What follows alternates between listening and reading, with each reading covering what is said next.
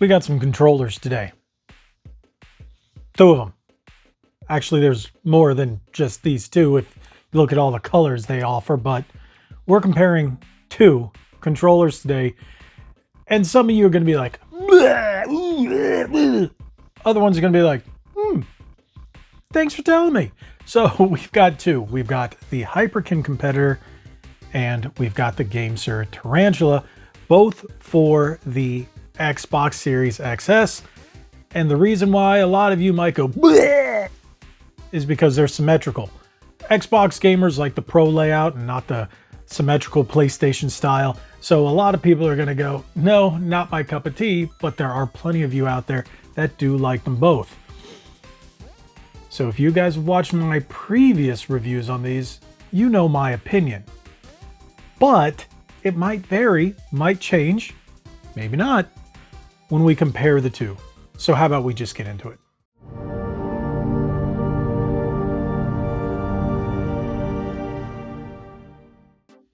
Here we go. On the left, we have the GameSir Tarantula Pro, and on the right, the Hyperkin The Competitor.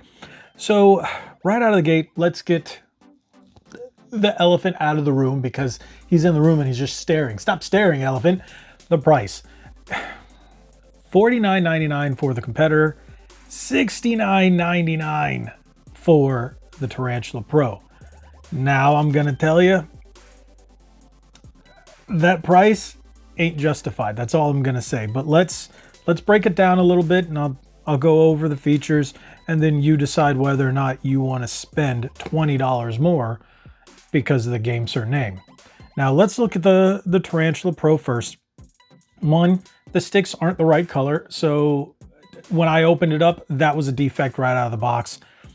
I haven't heard that issue before, but no one's commented saying, yeah, mine came the same way. So that's not promising. Now, if you want an Xbox One, it only comes in white. Otherwise, you have to buy it on the other platforms. There's supposed to be an ultra high-end Mega Tarantula Super Mega Pro variant, I don't know what it's called, coming out, but it just kind of disappeared. We don't know, so we're not even going to talk about that one. But there's an orange 8K specifically for PC, and then there is a black one that works with PC and the Switch. So you do have those options, but for the Xbox, you've got a plain white wired one. Now, the buttons are rather squishy and mechanical. I have heard that some people say that they're having a bit issue with, well, sensitivity of the buttons where they breathe on them and they press. I haven't had that issue up to this point, so I can't really testify to that, but I have heard it, so I'm just giving you that. The D-pad, mechanical, but too squishy. Not as responsive as I would like, and for a mechanical D-pad, it just doesn't get the job done. The sticks are fine. The sticks I don't have any problem with in terms of control, otherwise, you know, they don't look good, the fact that they're mismatched. Now, on this, you do have your four buttons up here, you have your bumpers, and then you have your triggers, and then you have this button thing right here, which is technically two claw bumpers, but it's almost unusable from how I feel and my experience. I've seen a number of people say the same thing, because once you're reaching to the top, it feels like it's actually going to break. It's very cheaply made. It's a very thin plastic, and trying to press them both at the same time becomes almost impossible because the way it's built. So pressing them at the same time just isn't the thing. Alternatively, if you go back and forth, yeah, you're fine. But yeah, don't map something to these where you have to press them at the same time. Now, if we look at the back, you do have trigger locks, so they become mechanical and back to full analog. You have one set of flappy paddles with flappy paddle locks, and that is your button to map if you do choose not to use the Nexus app. So that's basically what you get right here. You have some extra buttons that you can map, but they're almost pointless the way they're set up. Hey, if you're going to use it, you can. Maybe if you're playing an MMO or something, it's easy to reach and a quick menu button. I don't know, but I haven't found a solid use for them yet. And if I'm playing, which I have tried certain shooters like Halo, it doesn't work. These things just don't work out. You have your Xbox button right there. Otherwise, that's pretty much it. Now, if we head on over to the Hyperkin camp, we have a more familiar shape, if you will. It looks very similar to the DualSense. So it even has the same style of buttons. Membrane on here, so much softer, much quieter. Has that segmented D-pad like the PS5 does.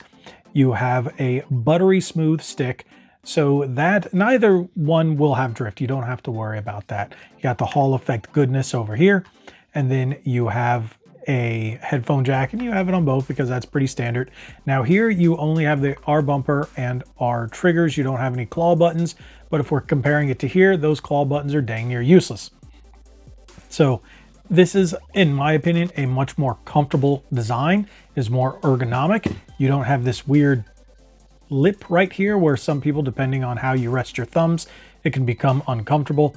So if you don't hover your thumbs here, that will cut into it. This, you don't have to worry about it. Again, we're looking right back at a DualSense controller. This mimics that design, and it is a very, no matter what you think about it, it is still a very comfortable controller. It is lighter than a DualSense.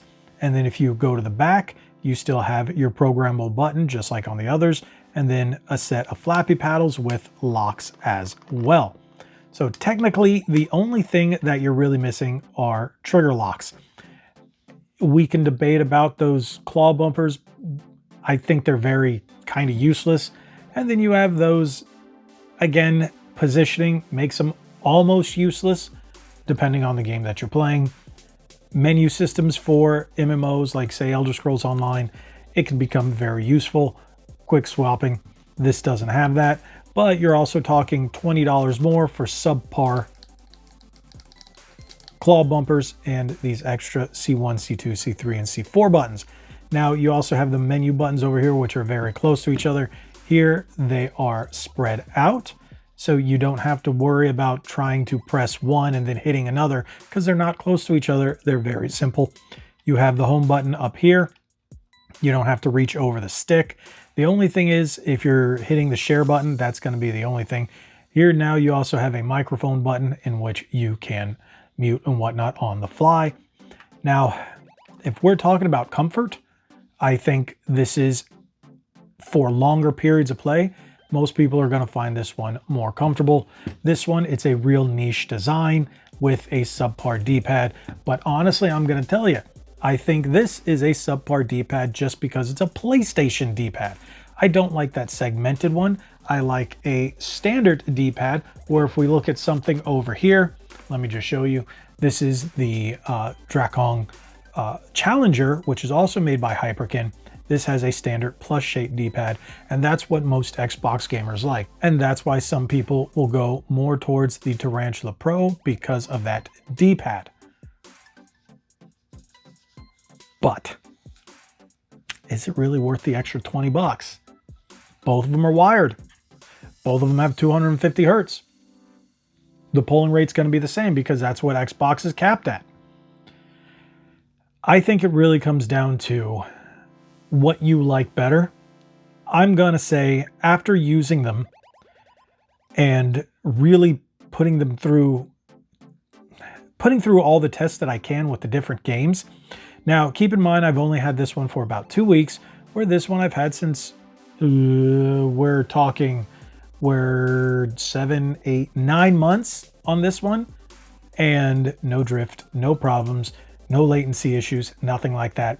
And Hyperkin just released some new colors. I think you know where this is going. This may have a couple of extra buttons, but yeah, the rumble's going to be the same. You still have that same kind of style feedback in the triggers like you'd have on your Xbox controllers and your standard rumble actuators in the grips, just like you have here. Unless you want something symmetrical that's mechanical, that's the only thing I could say is the reason you want to go with this one. But then you are making some concessions where you've got two almost unusable claw buttons because, again, don't program two at the same time. Like if you have to press, you see that? You'll get one press. The only way for that to work, you're going to have to go here. And that becomes extremely uncomfortable.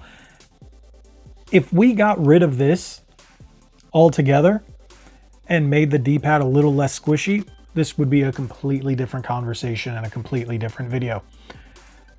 But the $20 jump does not justify those issues.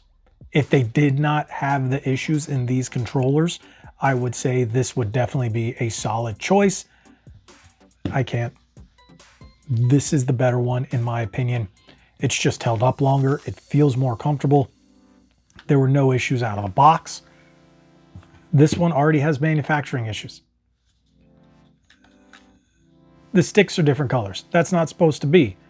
Squishy D-pad. This is just a design issue, so I'm not going to call it defective. It's just poor design. These buttons still work just fine. Flappy paddles work just fine. Triggers work just fine. Shoulder buttons work just fine. You just got squishy D-pad and manufacturer defect. On mine, I can't attest to anybody else. I can't say that theirs are having issues or manufacturer defects. I can't say that. What I can say is I have 5 of these. The only one I do not have is the blue, and I have not had an issue with any of them. I've tested all of them. I've used all of them, especially the one that they sent me, which was the custom one. No, let me take that back. I haven't used it. I can't get myself to put my hands on it, and that's another story. I don't want to damage it. But the one I've used the most has been this one and the purple one. So this is one I've been using for, like I said, since October of 2025, and I've had 0 issues. I think if you're someone coming over from the PlayStation, because a lot of people are doing that now, but they're still so used to that controller, that DualSense DualShock style controller, this is the one they might go for. I think this is the one that most people will probably go towards just because it feels so much like a DualSense controller in the hand. And again, because of what Sony's doing with their anti-physical games, people are jumping ship. People are jumping ship from PlayStation to Switch 2 or to Xbox, especially with the rumors that Microsoft is going to keep physical games for the Project Helix. We don't know. We don't know anything. I'm going to tell you this right now. Ignore all the rumors. Microsoft hasn't said anything official. Asha's known. She's already shown us that she's known to change things. So take everything you're reading with a grain of salt. But honestly, if you're a former PlayStation gamer and you've made your way to Xbox and you want something that still feels comfortable, still feels like home, if you will, familiar, this is going to be your best bet. This is the one that I would really recommend. I don't think spending the extra money on this until they come out with a V2 or something that fixes this, maybe makes the D-pad less squishy. And when I say squishy, the responsiveness just isn't there for a mechanical D-pad. That's been my issue. I just tend to use the word squishy because that's what comes to mind when I feel this D-pad. It doesn't feel like a mechanical D-pad. I just think people who play PlayStation, this is going to be your choice. And again, you have purple, you have red, you have white, you have black, you have gold, and you have blue. And I will not be surprised if they come out with a green or pink or orange or what have you. And well, Hyperkin's good at listening to the fans. So there you go. This is the one I would choose. And this just comes down to using it. My experiences with both, go with the Hyperkin The Competitor. Definitely the best choice. All right. Thank you guys so much for watching. If you have any questions, drop them down in the comment section below. I'll be glad to answer whatever I can. Thank you guys so much. Again, hit that subscribe button, hit that like button, share this video. God bless each and every one of you. Like what I say, be legendary. Thanks again.